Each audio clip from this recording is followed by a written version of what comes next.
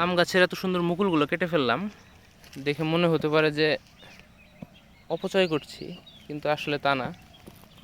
এত সুন্দর মুকুল, এগুলো দেখতে চমৎকার হলেও এগুলোতে আসলে ফল আসবে না। এগুলো গাছের এক ধরনের কি বলবো, ডিফেক্টের কারণে এই নর্মাল মুকুলের জায়গায় এই ধরনের মুকুল আসে। যেমন এই যে এই গাছটা, এই মুকুলটা নর্মাল, এটাতে আমের গুটি আসবে। এই যে আমের গুটি দেখা যাচ্ছে, এই যে আমের গুটি আসবে, এগুলোতে আমের মুকুল আসবে। কিন্তু এই গাছে যেগুলো হয়েছে এগুলোতে অ্যাকচুয়ালি আমের মুকুল আসবে না।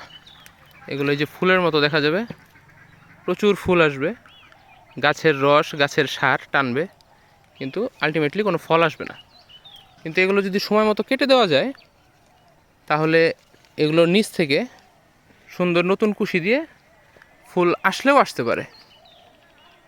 তো সেই জন্য এগুলো কেটে দিচ্ছি, যাতে এখান থেকে ভালো একটা ফলন পাওয়া যায়, বা এই বছর না আসলেও সামনের বছর ভালো একটা ফলন পাওয়া যাবে।